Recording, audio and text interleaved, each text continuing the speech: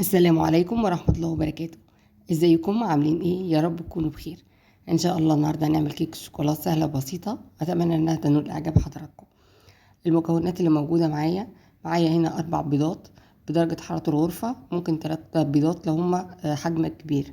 كوبايه من اللبن، نص كوبايه من الزيت، 3 كوبايات من الدقيق شلت منهم معلقتين حطيت مكانهم معلقتين كاكاو خام. معايا كوبايه ونص من السكر، معلقه خل، ذره ملح وفانيليا، او انا هنا حاطه بشر برتقال المطحون. تمام. هنحط كل المكونات السائله على بعضها في الخلاط ده بيدي فوليوم للكيكه كده وبيديها هشاشه. لو ما عندكيش مضرب بيض او ميكسر تضربي فيه الكيك، الخلاط بيدي هشاشه حلوه قوي للكيك. هنحط بقى السكر في الاخر خالص، بس بعد ما نحط المكونات السائله عشان تسهل عمليه ذوبان السكر. هنيجي هنا المكونات الجافة، نحط كل المكونات الجافة على بعض. انا هنا حطيت دقيق، حطيت عليه شوية من بشر البرتقال. هنخل بقى الكاكاو عشان لو في اي تكتلات احاول ان انا انزلها.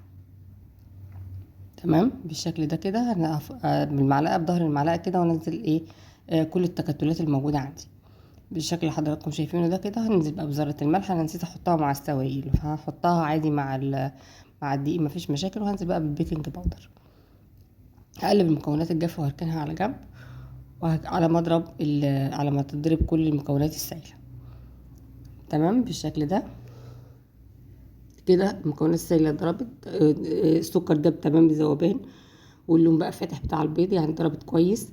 هنزل بقى في الوعاء اللي احنا هنعجن فيه بالشكل ده، ومعايا اللي هو المضرب السلك. هنزل بالدقيق على مرحلتين. تمام بالشكل ده كده.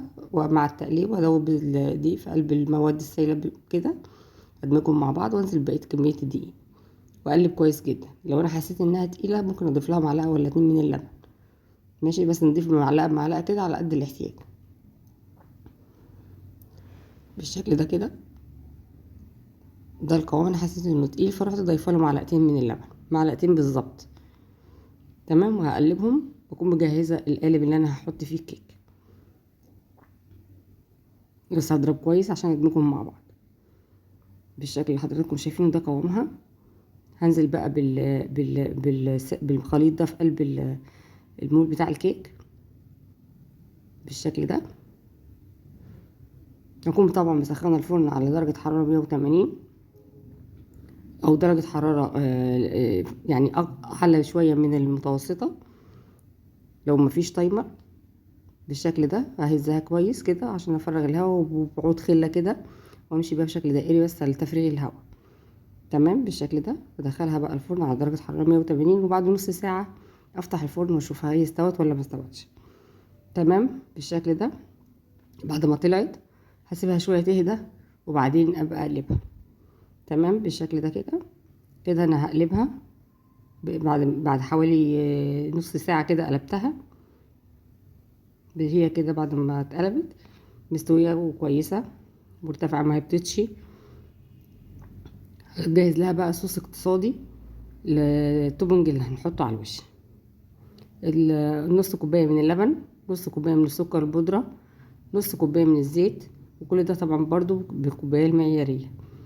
معلقتين بس من الكاكاو او تلت كوباية من الكاكاو. تمام. هاخد كل المكونات دي كلها على بعضها وهضربها في الخلاط زي ما حضراتكم شايفين كده بقى بالشكل ده. تمام. هسيبه بقى شويه. لو انا حسيت وانا جايه احطه لقيته تقيل هحط له برده معلقه لبن بمعلقه لبن، بس محاولش ان انا اكتر كميه اللبن قوي علشان ما يسيلش مني ويبقى شكله مش حلو. تمام. هي كده هحطها بقى، هحط التوبنج على الوش بتاع الكيكه. حابه تسقيها ولا حاجه تطريها اكتر مفيش مشكله، بس انا بصراحه ما سقيتهاش واستكفيت بكده. تمام. شويه بقى من السبرينكل لقيتهم موجودين في التلاجة فرحت حطاهم عليها، ادوها شكل حلو. هي كده بعد ما طلعت وخلصت هنسيبها بقى شويه مع بعضها لحد ما نبقى نقطعها. تمام. هنيجي بقى لوقت التقطيع. هي كده اهي من قلبها عاليه جدا مرتفعه وهشه، ومسامها مش واسعه قوي، تسويتها كويسه، كيكه طريه وحلوه. تمام. ويا ريت لو وصلتوا معايا لحد كده ما تنسونيش في الاشتراك واللايك وكومنت حلو منكم.